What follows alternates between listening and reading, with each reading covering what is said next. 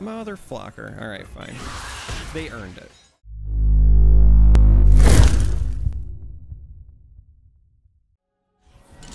So today's video was supposed to be something Yasuo related. I like pairing Yasuo with Leona, but it turns out Yasuo decks are still a bit underperforming, so I have to modify my lists.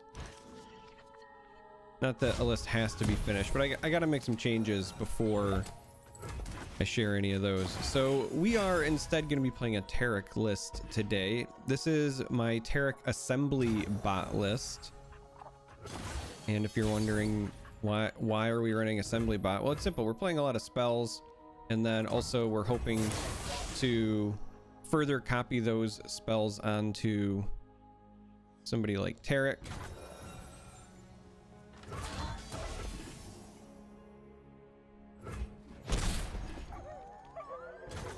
And get a lot of value. Now, it's really interesting. I was not expecting this to survive.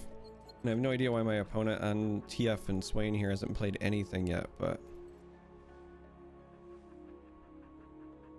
I guess we'll take it. So another reason that we're running assembly bot, in case you're wondering, is that the gems end up being really nutty in this matchup.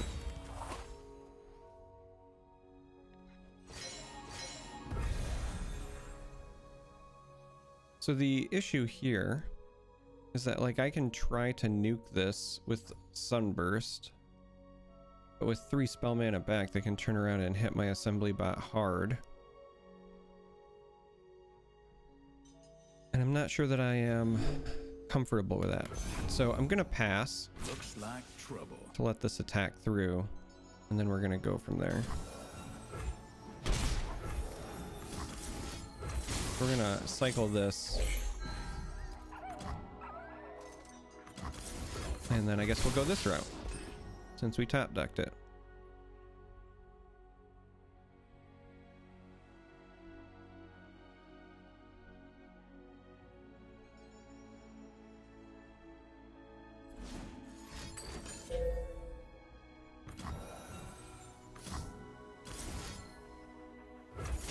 All right, I normally like saving the map to play on Taric because then it copies over, but since it's the only thing we can play here that allows this to survive, we're just going to go ahead and get it done.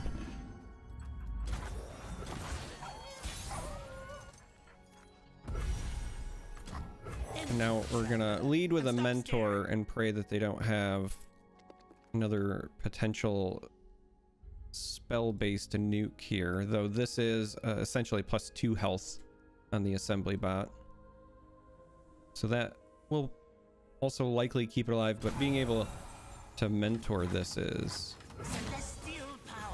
beautiful. This is exactly what we want out of our assembly bot. Oh no, that is not what we want.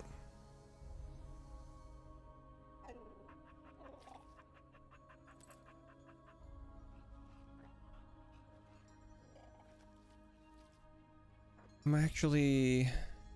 So this is interesting, right?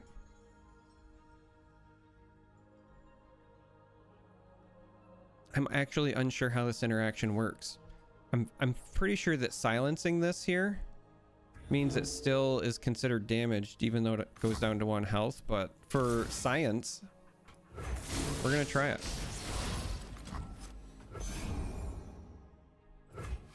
Okay. It's not still considered damaged.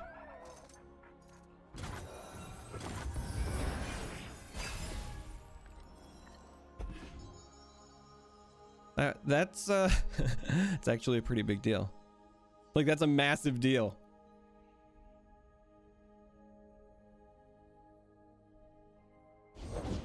All right, that's a Swain.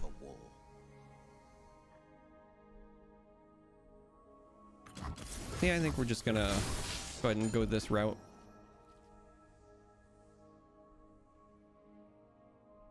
Now that we know they're on guillotine, I'd prefer to not block with this if I can help it.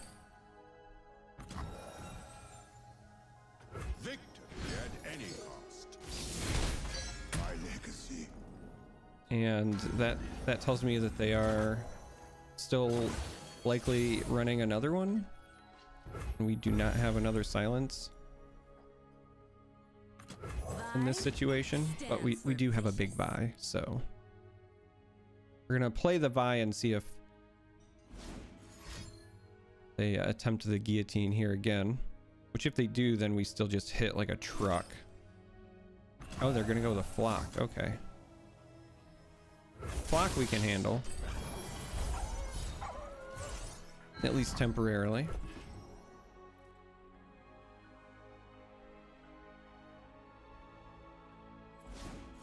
They have another flock.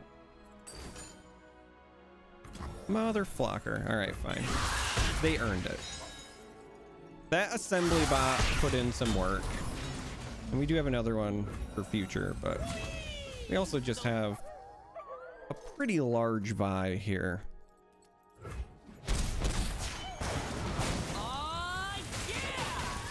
This deck is so much fun. This is why I wanted to showcase this one today. Like I said, it was going to be Yasuo, but the more I play this, the more absurd this deck gets. Now, I don't think this is like top echelon good. I want to be clear about that at the moment. I do not believe that this is going to be a meta-defining deck by any means, but it's just good enough to win above 50%, but do so in flashy, fun, hilarious ways. And sometimes that's all you need in life.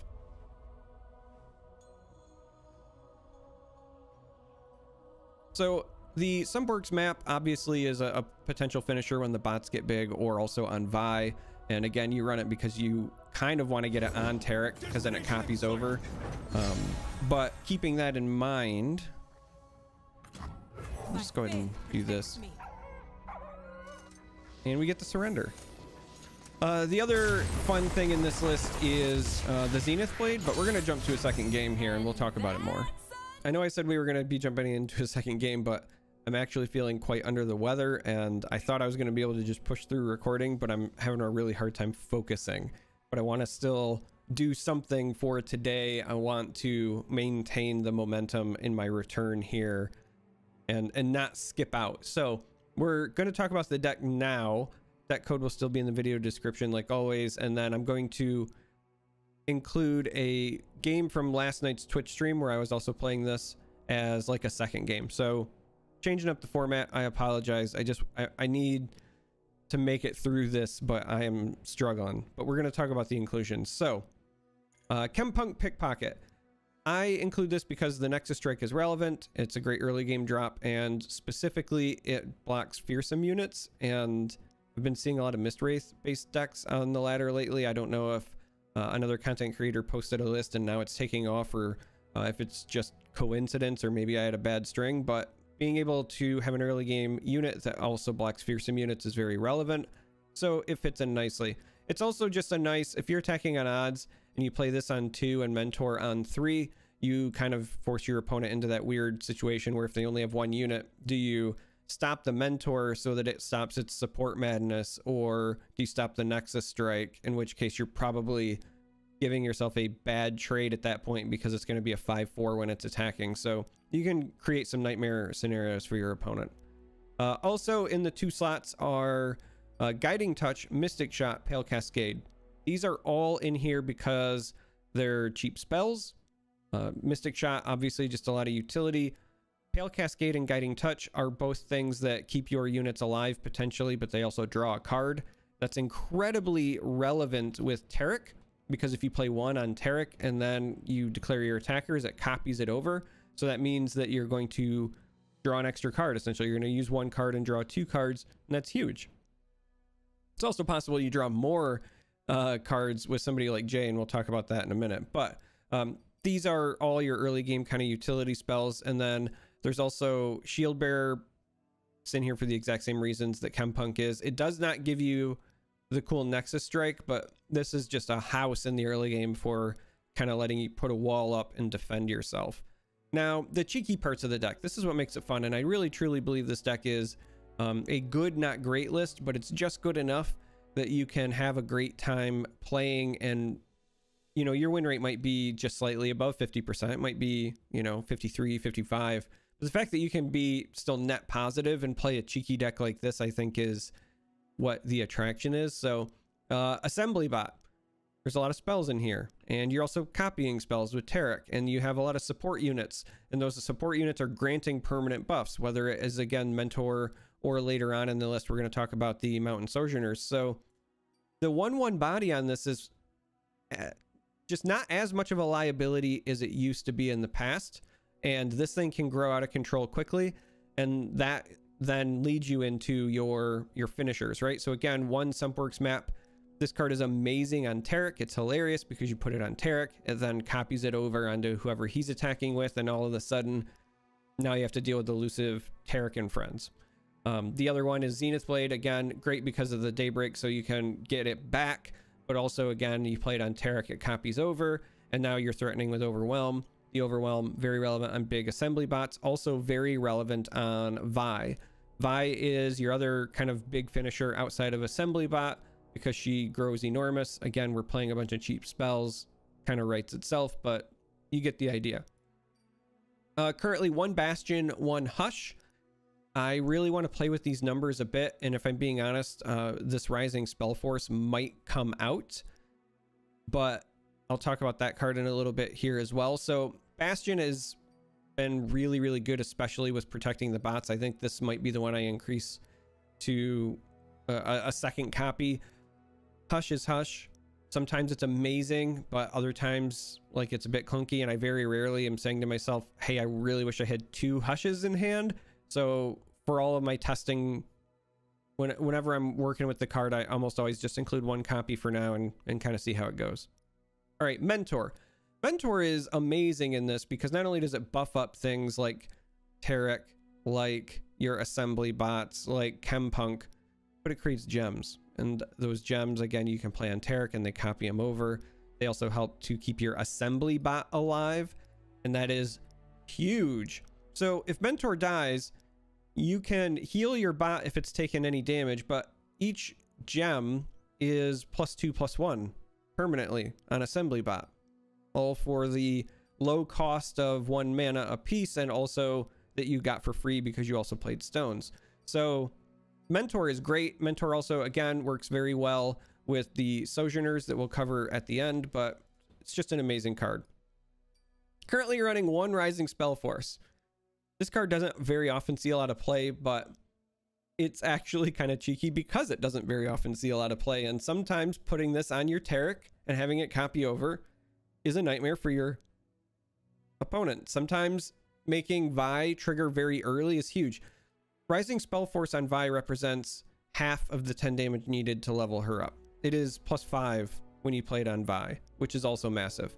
So I've been running 1 copy of it, and it has actually been relevant in a couple of games. Even last night on stream, there was a time where it came up, and I, would not have got the job done with any card that was not Rising Spell Force.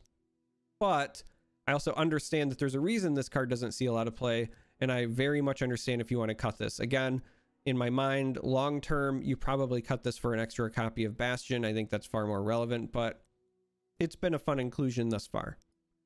Zenith Blade, again, that's your other finisher. Taric. So Taric's big thing is that he's copying the spell. Sometimes you flip him and then he's just bonkers, but the reality is you play Taric and then you're going to play something on him and have it copy over. The targets that you like the most, again, are Guiding Touch or Pale Cascade because they draw you cards. And then even more so when you're copying them over onto J, it's even more cards. But again, Sumpworks map, hilarious. Zenith Blade, hilarious. There's just so much good stuff in here. Even gems are better than nothing to get your value out of Taric. Mountain Sojourners. This card is insane in a Taric deck. With just Taric and just Mentor, you can still get a lot of value. I've had turns where it's literally like Sojourners onto a Taric that's onto a Vi. And so the Sojourners are handing out like +4/+4, and then Taric's also handing out, bonuses and buffs. It just gets out of control really quickly. 5 health means you probably still get at least 1 attack out of this. I haven't been running into a lot of culling strikes or things like that as of late. I think that over time that might end up being more prevalent, and so perhaps Sojourners will drop in value, but as of right now, this card has been great for me. I love it. I adore it. Vi, again, it's your other win condition. You're playing a lot of spells. She hits hard. Being able to get her to a ridiculous amount of attack power, and then slapping on Zenith Blade, it's a nice easy win condition, especially with the challenger part, because you can run over something with 1 health. Sunperk's map, same thing. Sunperk's map on a Taric that's also supporting a Vi is chef's kiss as far as I'm concerned. All right, well, top end is Sunburst. It's just extra removal. This is like your slow version of Vengeance in this deck, but top end here, and this is like your resource management unit. So J here, OJJJ. So if you're getting towards the later stages of the game, and for whatever reason, because you've blown a bunch of your cheap spells trying to keep your assembly bots alive, let's just say you're out of cards, or you're really low on cards, we'll put it that way. J with Taric is a very quick way to refill your hand, because again, if you go all the way back up and you start talking about Guiding Touch or Pale Cascade, you can, let's just say Pale Cascade on your Taric, which draws you a card, and then Taric swings supporting J, it copies it over to J, which then draws you a card for the Pale Cascade, but then J is then targeted and survives, so then that also draws you a card. And so just that one attack and one spell like nets you 3 cards. Similarly, Mentor of the Stones, all of these gems that Mentor is creating are great cycle options for J. You can play a J and then drop 2 or 3 gems on him to just get 2 or 3 more resources, right? You turn those gems into legitimate cards. Also, while if he's taking damage, right, keeping your J potentially alive so you can continue to draw. He's just kind of like an endless resource machine. He's a lot of fun. Everything about this list, again, it's just kind of like cheeky combos. Like this is a combo deck that's not an OTK deck. That's the way that I look at it. There are some combo decks that are like Ezreal, where, you know, you build up to your combo, you play your combo, and you just automatically win. This is a combo deck where you have a bunch of like interwoven, cool, interesting interactions that are fun to play together, and some of them might, you know, end up winning you the game, but there's no like just guaranteed like, oops, I win here. But to me, that's what makes this list fun, because you have to learn how to like navigate each matchup differently, and you got to think about which ways you want to use your combo pieces together, because it's not always so cut and dry. It's not a very linear combo deck, if that makes sense. So it's been a lot of fun for me to pilot. I wanted to share it with you all. I really wanted to play 2 games today, but my head is killing me. I don't know if my mic is picking it up, but it's like downpouring rain here. My allergies have been bothering me. I think it's barometric pressure or something, but like my head just feels like it wants to explode. So unfortunately, that's just going to be where we end this. As I said before, I'm going to include 1 more game, so this is going to be not a, you know, recorded for this. This is last night on the Twitch stream. You might hear me talking to chat, etc., but still with this exact same list. Deck code will be in the video description, and if you made it this far, I appreciate you. Thanks for watching, and enjoy this second game.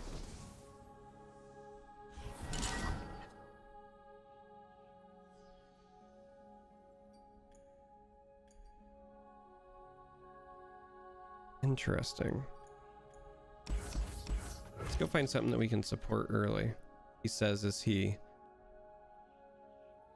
whiffs hard. When you throw back 2 mystic shots and you find the 3rd, you are just destined to start the game with a mystic shot. The universe laughs at you. You're like, all right, I'm gonna mulligan these mystic shots, and then one pops up. Surprise, motherfucker.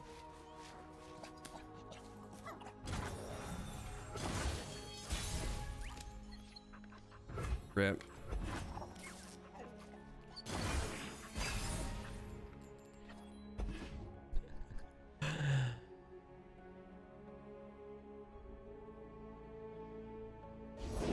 We'll take what we need to survive. Moonfang smells blood. I'm just gonna take the 2 here.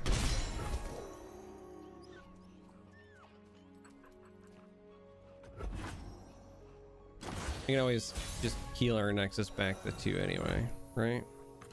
Looking into the future, I see purple.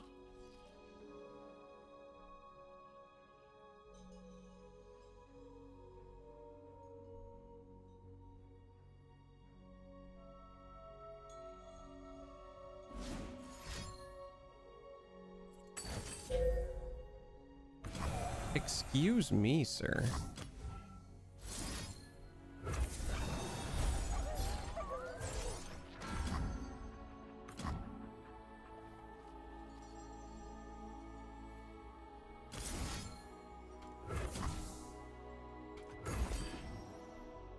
This is risky, not just taking the cascade, but this lets me potentially push for a fair amount of damage here.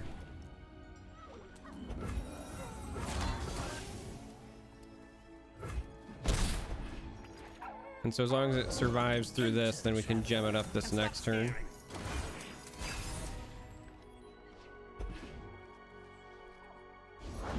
Many tribes under one banner.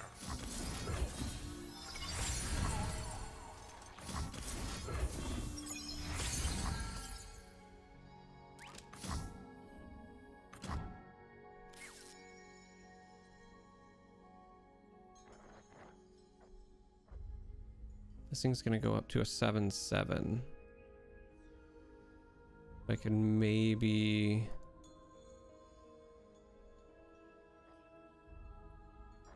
It goes up to a 7/7.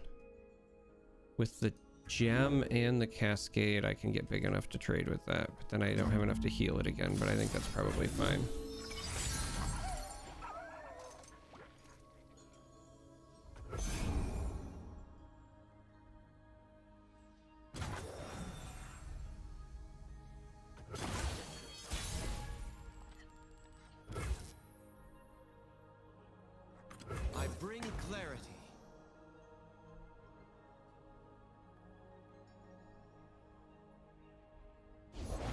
Is it the mustache? Who knows?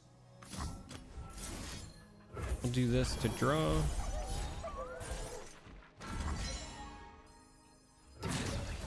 Never submit. Copies and we draw. That's a big bot. That's a big bot.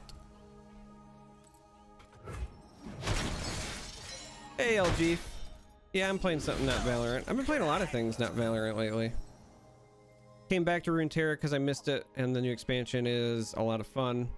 Tomorrow I'll probably be playing a fair amount of the Marvel's Avengers as that releases. It is easy, see?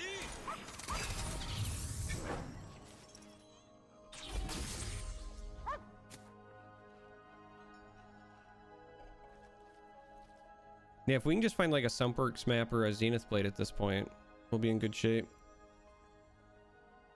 Play Wasteland 3, but I didn't play 1 and 2, Kappa. A mountain divides us. I've climbed bigger.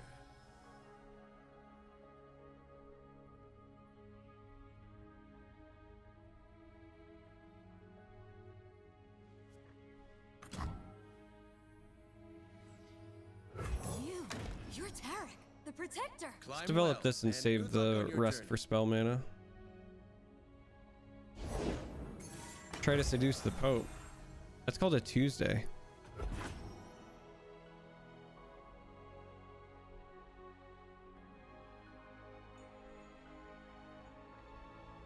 See, nobody expects the rising spell force. They're gonna eat one of these, and then they're gonna eat a spell force, and they will likely have a combat trick. Don't get me wrong, but we're gonna make them use it, and that's all that matters.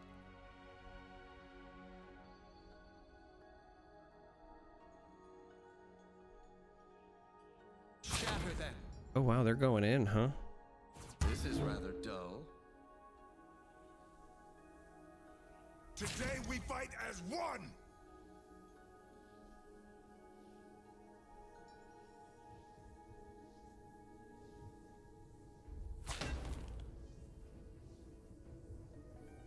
What do you have up your sleeve here? Because you're just throwing units into value trades at this point.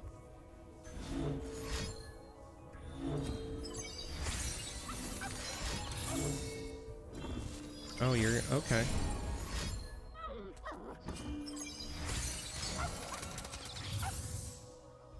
Wait, for what? So I actually don't have a way to save Taric at the moment, but we can still force the trade.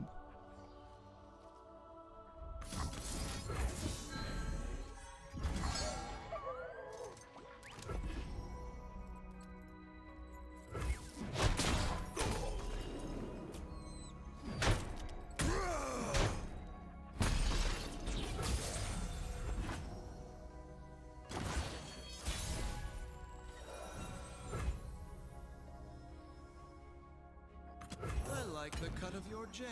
You're not so bad yourself. Gonna head off. All right, I'll see you, Tavarish. Brothers born from battle. Can I heal somebody who's at full health, I wonder?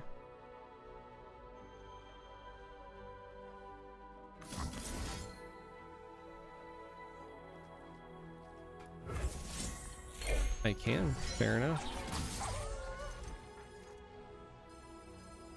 Just a little farther. Everyone okay? Oh.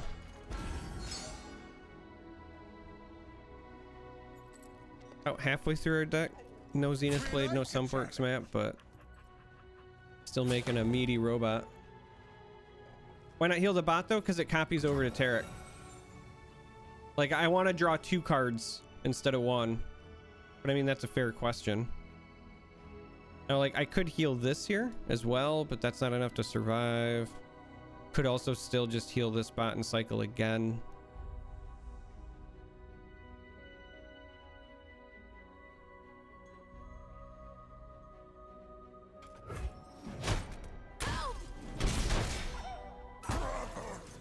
I think right now we might just bank the spell mana though.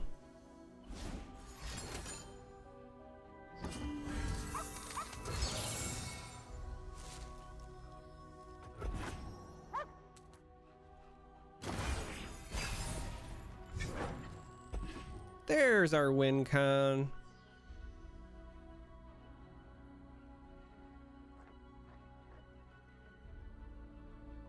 Yeah, the Taric skill's all the fun. To protect all.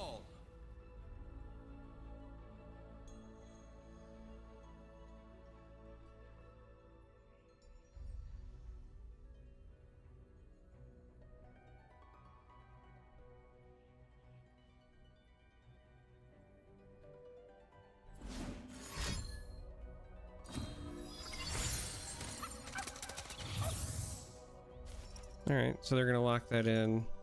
That goes up to a 7.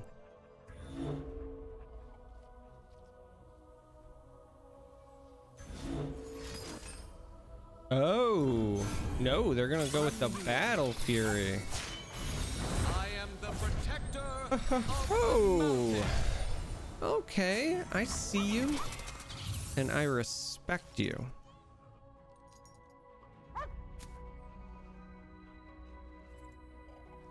The mountain endures. See if we can find anything else that's spicy.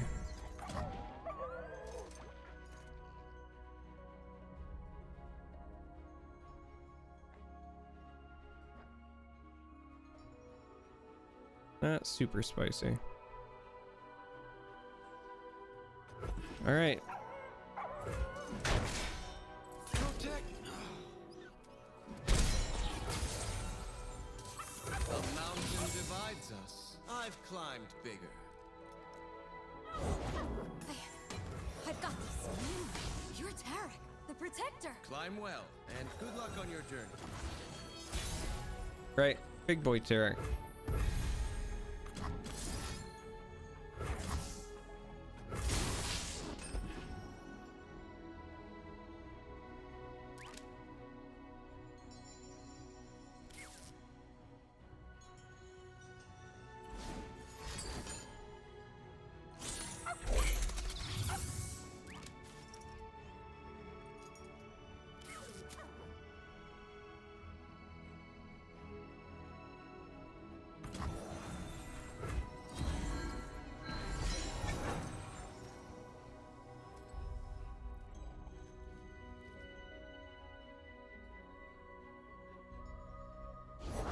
Destruction feeds my fire. We're gonna use Vi to pull out the meatiest blocker as well, just for insurance.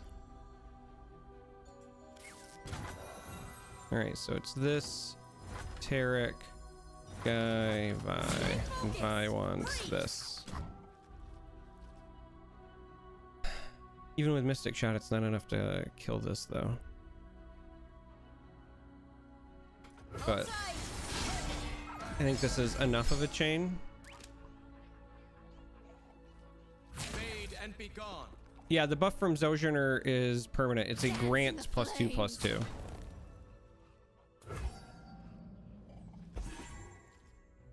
It's pretty nutty.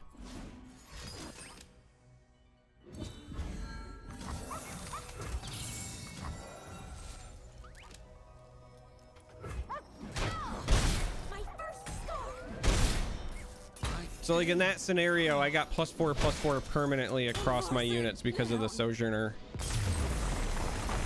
Sojourner buffing Taric, who buffs the assembly bot.